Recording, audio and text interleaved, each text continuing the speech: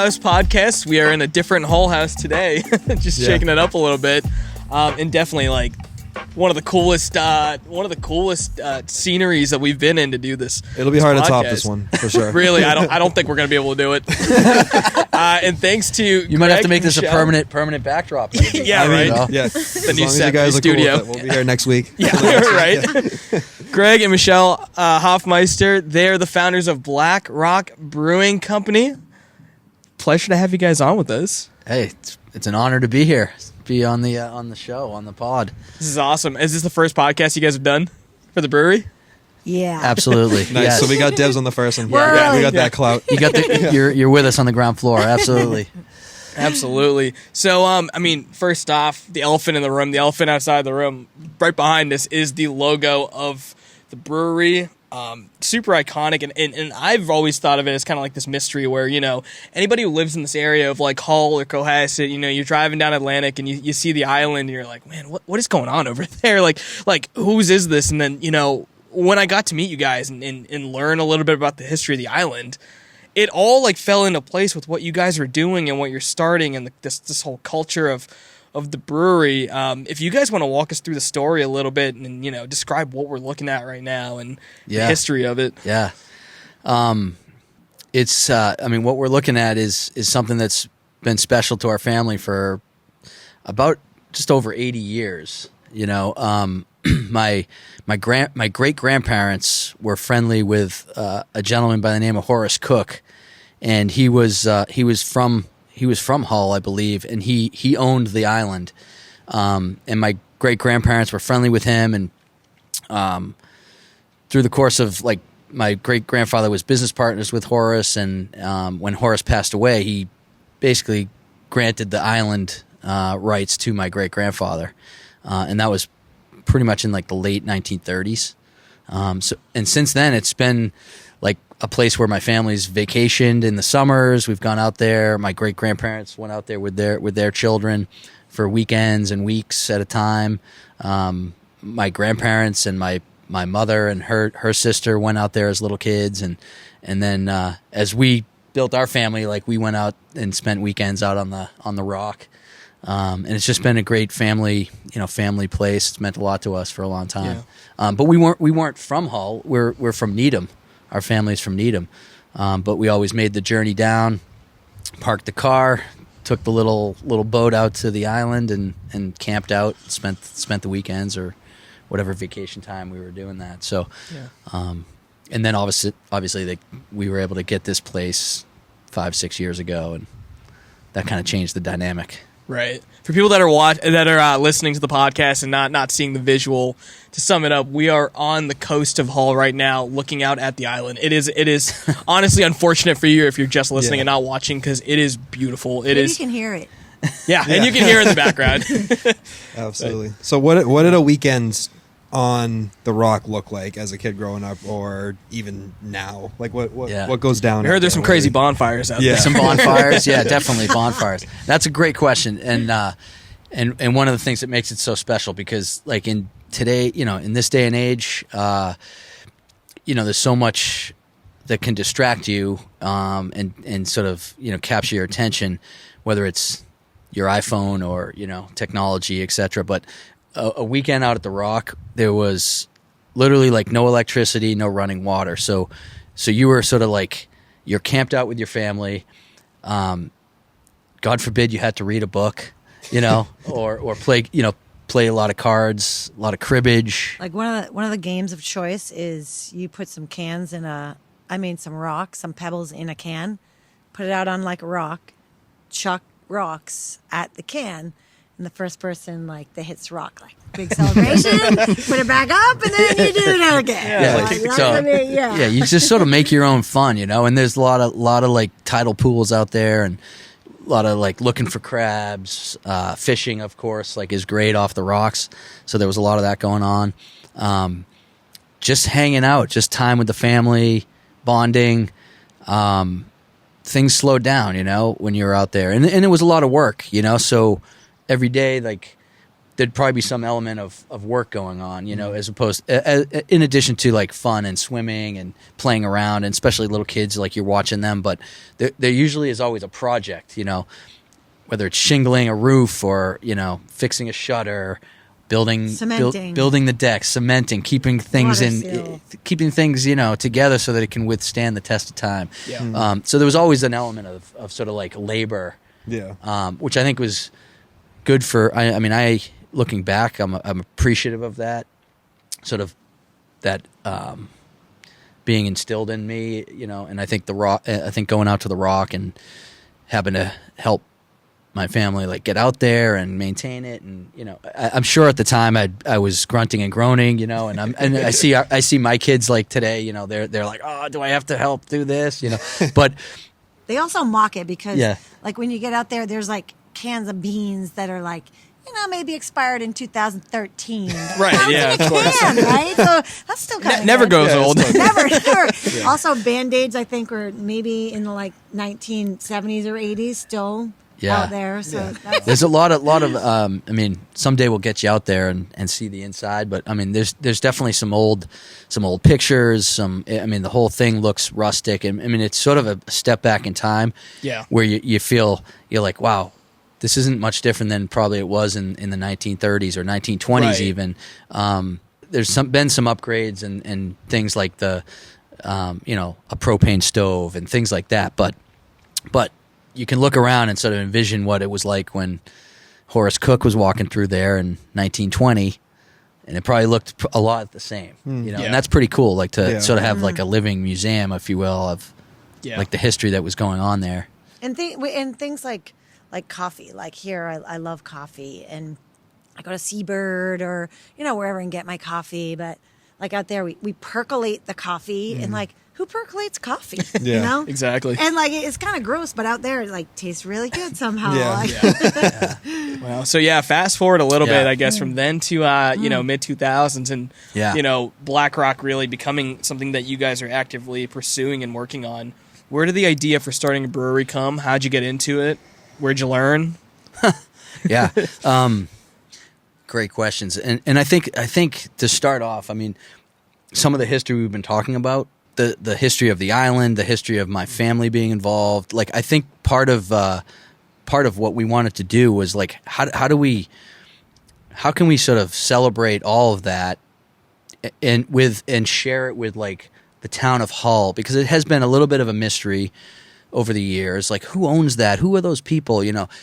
And I think what we wanted to do is just celebrate how much it means to us, but also like how unique it is to the town of Hull, and sort of bring that out. And how do we celebrate that? And then we combine that with our love for beer. Yeah. And we started getting into craft beer when we were skiing in Maine. There's a lot of craft breweries up there, and I think that's when we sort of started getting the itch and the sort of the buzz of like, wow, we really like craft breweries and like what it can mean to a local, economy or town. And then all of a sudden that like came together with, like we have this island, and like how can we celebrate that? And we want to move down to Hull like full time and be here as full time residents. And how do we mash those two sort of loves together? And that's how Black Rock Brewing Company, I think, came to be.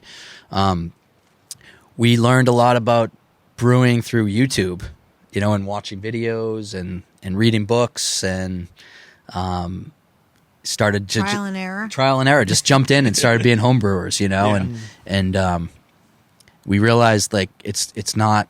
We talked to Dino a lot at the beginning. Yeah, we did. We got some inspiration from some of our local like brewery friends here in the South Shore, Vitamin C, Untold, Widowmaker, Stellwagen down in Marshfield. Like all these people who are way ahead of where we are right now, but the community in general, like the craft brewing community, we found to be so supportive, so like collaborative. It's one of the things that really drew us to it, because it's like you're not really in some sense you're competing with them, but in some sense it's like you're adding to the culture of the beer culture in a community. In this case, like the South Shore. Yeah. And for the most part, I mean, I think everyone supports each other, and like the more craft breweries, the better, you know? Yeah, I think legitimately, like, it comes down to the fact that the more of these microbreweries open in this area, like in this area, for example, it adds this whole culture that's been growing. I mean, if there were just like 2 breweries, I think we would have a very different outlook at what that looks like on a local level. But because we have a decent amount popping up, or we have a handful, they're all contributing, because I don't think anybody particularly says, I'm just going to go to this one. Obviously, like your local brewery, you might go to a little bit more often, but I think it encourages people to want to go to more of them. I know, like here they have like the South Shore Beer Trail, I think it's called. Yeah. So if you're going to go to like Stellwagen, it's going to motivate you to want to go to Widowmaker and then go to Barrel House and all the different it's a whole ones. culture, for sure. Yeah. So definitely like gaining like and drawing like inspiration from those local breweries. It's also fun. Like, I think my parents I grew up in Central Maine, and my parents love going to breweries, and it's like what they kind of do. It's something to do for them. And in Central Maine, there's not a ton to do. Yeah. And there's a couple great Beer breweries. is an activity. Yeah. And they're like in their mid-70s, and they love going to the brewery. They go there for pizza. They go there for live music. They travel back and forth to Florida. So on their way, they like scope out the map and they find breweries on their way. And it's like a culture, like, all over the place. There's so many great ones, and it's just a fun thing to do. Also, Greg's sister, they've been doing the same thing in COVID. It's been one of the things that you could do. A lot of the breweries had outdoor seating, outdoor dining, outdoor drinking. Yeah. And it was just something you could do, So, I mean, multi-age, and that's where, like, that's the inspiration for it, and combining with this amazing physical, like, space that we are so fortunate to actually call our own. Yeah. Makes it unique. I think it's a unique brand. It's a unique icon. It's a unique landmark. Very. So, you always want to have, like, you want to support the community. You want to be part of it. We want to help, others who come after us as well. And then, but we also want to, like, try to carve out, like, what's our niche and, definitely, what makes Black Rock unique. So you're starting to hear about us talk about some of those things that we think do make us, unique and will help us stand out. Totally all about, like, local and the community and helping Hull. I mean, we can get into a little bit where we are in the process, but we're ready to take it to the next level. Yeah. We need to find our location, and we're actively searching for that to allow us to get to the next level and get our license and get to a full commercial operation. So, but we want to be in Hull. We know that. And so, our options are somewhat limited, but we're patient and we're hopeful that something will come through.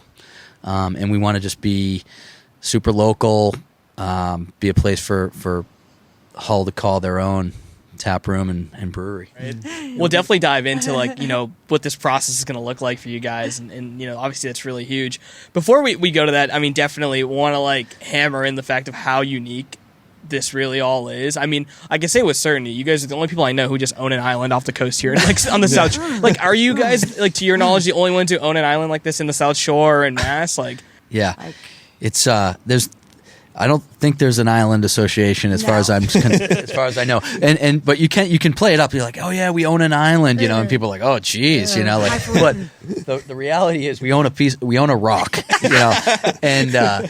There's no dock, and there's no one waiting for you when you get over there to, like, take your boat or whatever. So it is hardcore. We always say, like, you've never really gone to the rock for a weekend unless you've drawn blood, because there's inevitably you're drawing blood somehow. You're getting out of the boat, you're hitting a barnacle, you're tripping, you're walking on rocks, you're doing something physical, and you're usually trying not to get, like, upon by the seagulls. yeah. I mean, we've brought some friends out occasionally, and the birds can be a little off-putting because they do, they inhabit the island. Yeah. There's a lot of them, and Squatters, turf war.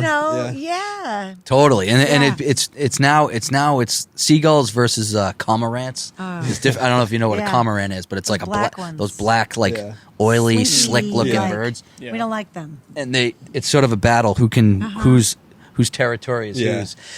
So we kind of like go in as the third party, and it's like, what are you guys doing here? You know, like, and then it is wild. Like we got used to it. Yeah. Being over there a lot, and then Michelle's right. Like you bring a guest or someone over, and they're like, oh, it's how not do you really sleep? clean, How do like you know, like Yeah. or like Yeah. the inside is as clean as it can be, but like outside, I'm talking about like the railings and like the rocks, Yeah. like it's all covered in like seagull, you know, droppings or whatever, and it's just sort of part of what it is, you know. We just see right through it, and some Yeah. people are like, oh God, how do you live like this? But it's Exactly. gritty, you know, and that's like Yeah, part of the brand is like. Is that, you know, is taking, and that's Yeah.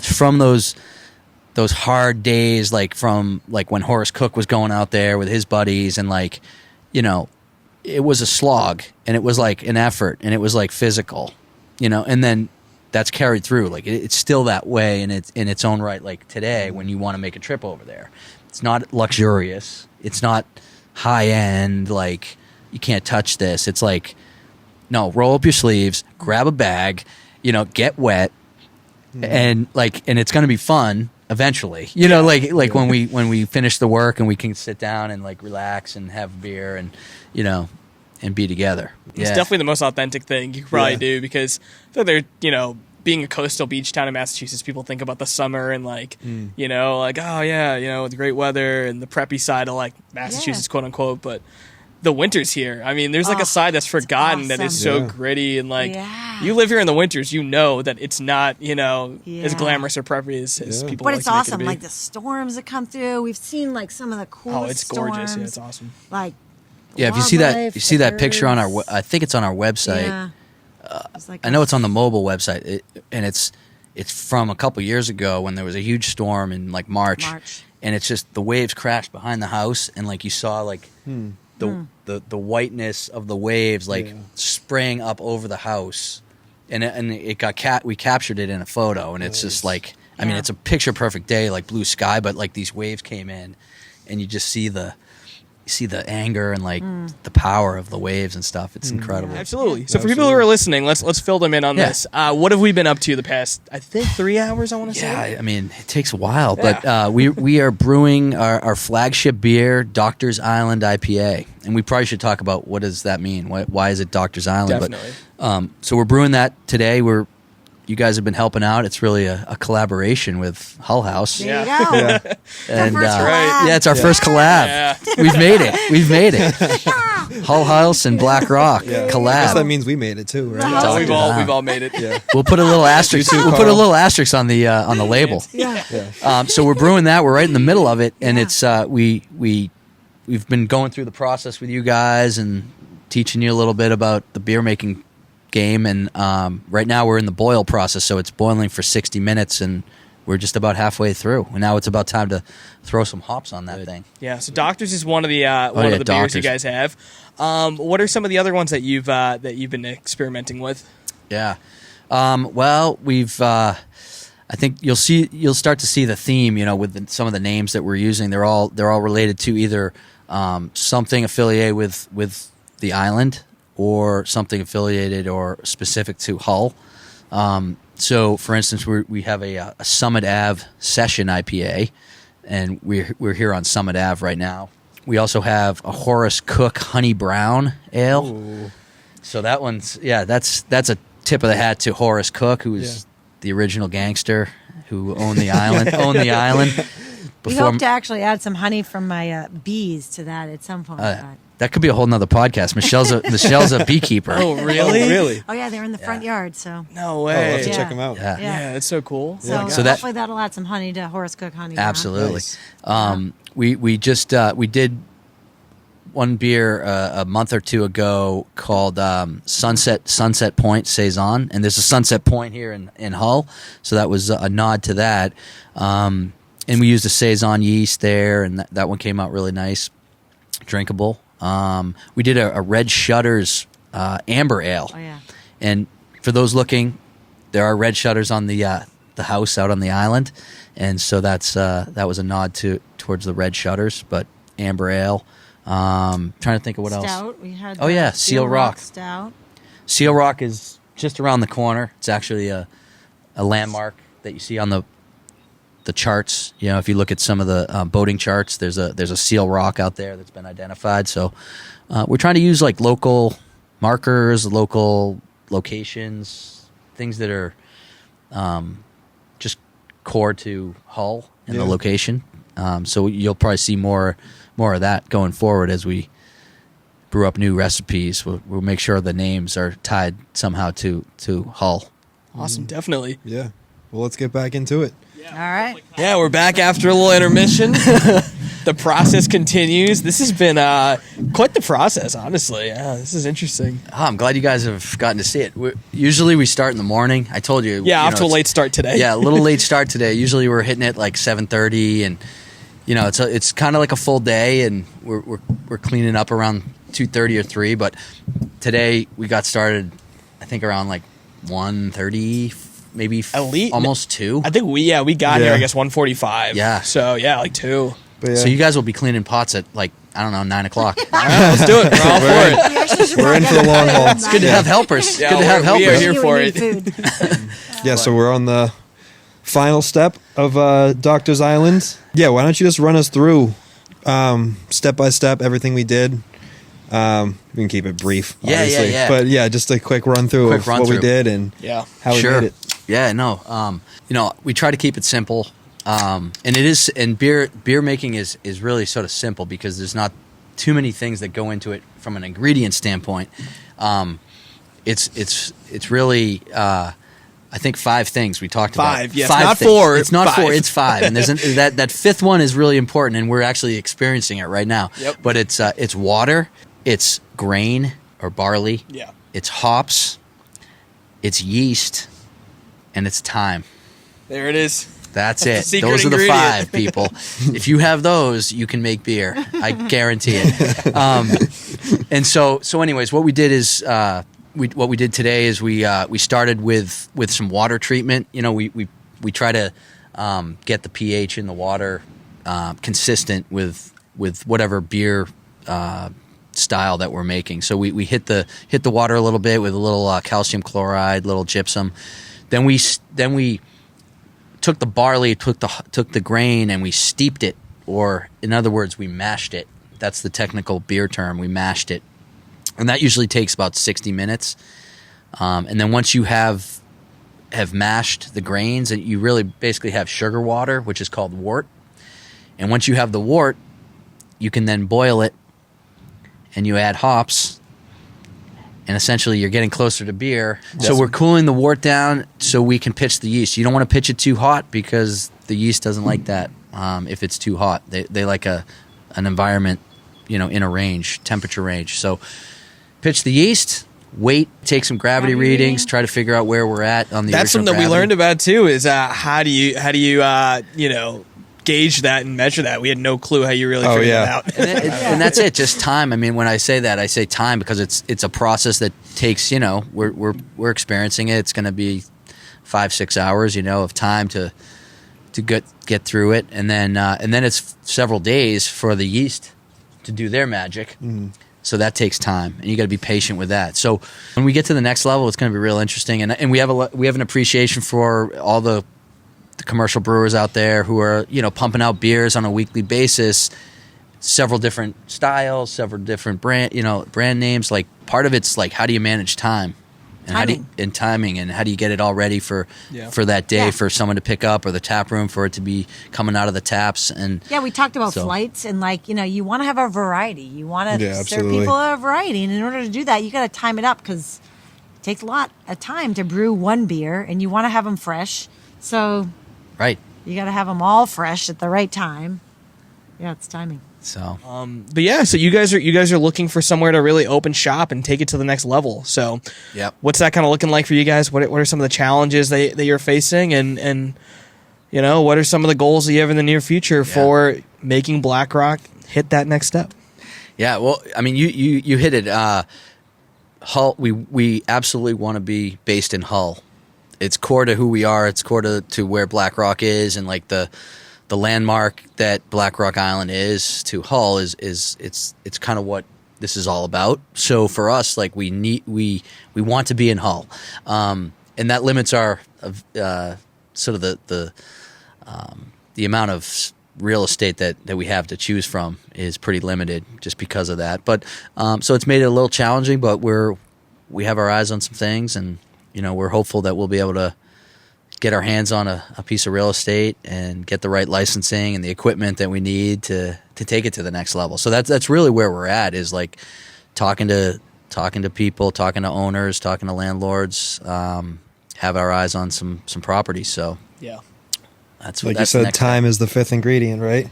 time, patience, Yeah. patience, and that's, hey, we're blessed with that, like patience and time, and we're not rushing into anything. We're not going to compromise our beliefs in what is core to Black Rock, and we're just fortunate that we are able to have that timeline Yeah. and that patience so that we can wait for the right opportunity. Absolutely. And a few of the things that you've mentioned, for the brewery, some different things to incorporate, live music or just a music aspect. With good beer comes good food. Breweries and food go hand in hand. Totally. If we're just playing the game here and like talking about some things we would like to see, what do those things look like for you guys? Yeah. Well, what do you have in the Yeah. Black Rock menu? Well, I mean, beer. question. Yeah, beer is definitely like number one. Yeah. And good beer and Beer lots is the and a menu. great lineup of a variety of beers. We really feel that that's important. That someone comes into Black Rock and we sort of have something for everyone, like a style for everyone. Flights. We want to be able to provide flights so people can come in and try 5 different beers and then maybe choose the one they like the best and have another one of those. But maybe just touch on one of the unique aspects that we have plans for is accepting Bitcoin for beer, and that's maybe a new concept for some, but we believe strongly in Bitcoin and the it being a sound money and playing a huge role going forward. And we want to help educate people about Bitcoin. We love beer, and we think there's a way to incorporate that into the business plan, and try to be early adopters around that. We thought a lot about the 3 B's: beer, bees, and Bitcoin. There we go, the 3 B's. It is Awesome. really cool, the intersection of everything that you guys are doing and just bringing in that Bitcoin component. It is so ahead of its time. You guys would be like the first to like do something of that nature. So it is the intersection of innovation in the future and then just classic timelessness. I mean, like what you guys are doing is like so reflective of the origins and history of the island and things of the nature. So it is cool to see both sides of that spectrum. I appreciate you bringing it up. I mean, because Actually, you brought it up. well, Yeah, did I bring that up? Sorry, I brought that up. I mean, I Michelle's appreciate me bringing it up. Michelle's like, I if don't he want- listens to another podcast about Bitcoin, I've been trying to get him to transition to beer podcast from I listen to Bitcoin beer and podcast. Bitcoin, but There it is. The Or add bees into the mix, Yeah. right? time Now you've we're mentioned talking. you've Now mentioned we're time. talking. You mentioned like the value of time, timelessness, like whatever, and without getting too deep into it, I mean, Bitcoin is a scarce asset. Your time is the scarcest asset. Like we're all gonna like die at some point. Like you only have so many years. Like We're getting and deep. Bitcoin. Yeah, we're getting real deep here. Real deep. But we're kind of deep into it. Yeah. But That's all right. so to me, Bitcoin is the money that the scarce money that matches the scarce time that you have, and it becoming increased. It increasing in value over time. It's just like a savings vehicle to help you like store that like precious value that you have, and you work to compensate yourself, like so that you can do things like later, and you want to have something that will store that value and be as precious as your time. And to me, Bitcoin is that thing,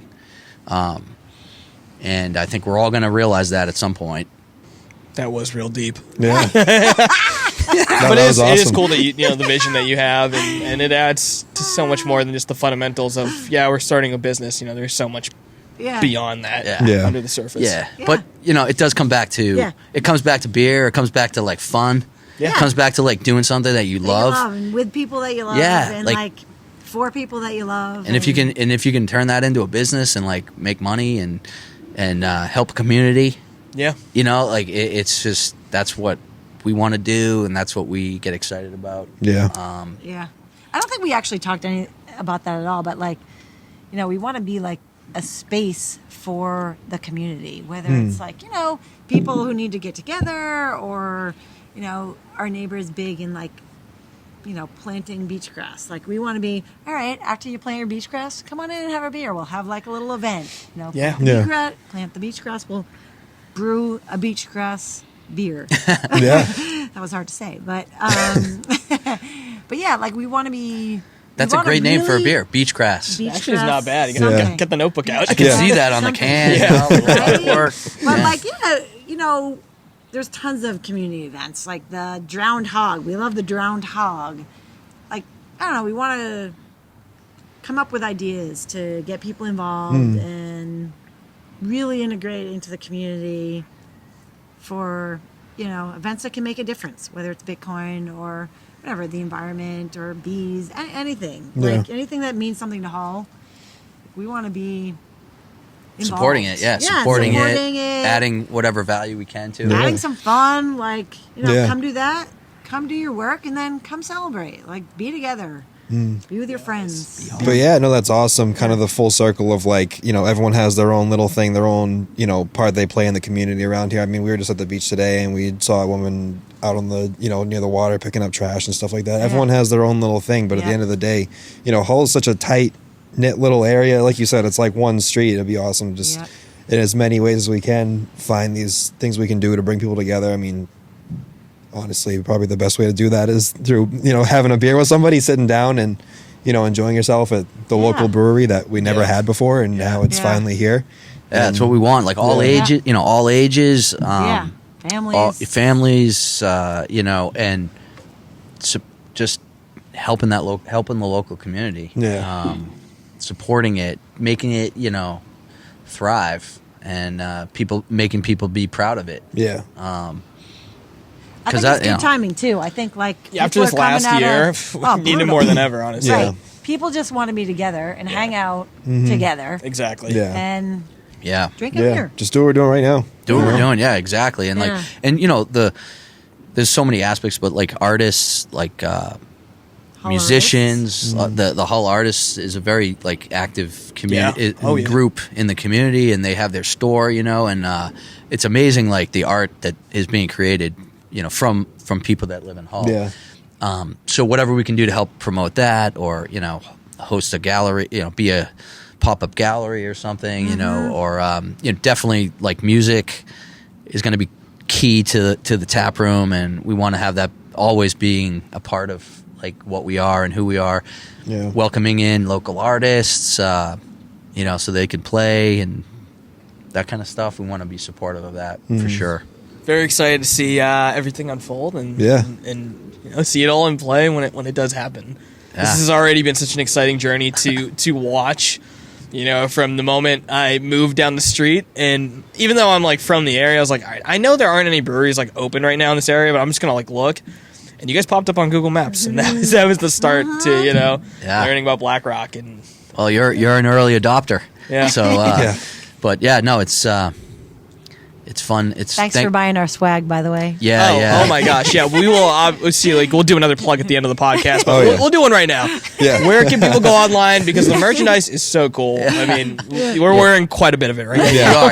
We're all We decked do. out. We have a website, and we do have some merch on there. And I think actually you might be on there. Your Oh, picture. yeah, picture. that's right, yeah. So Yeah, Nikki's You on guys it. better go check it. Yeah, if you want to send in a picture with you wearing the swag, we're happy to put it on Yeah, we'll there. put it on the website. Nice. We're you know, we want to be authentic, you know. So we went with the authentic pictures real of people wearing the real swag. But so you can go to www.blackrockbrewingco.com, and there's a little merch tab.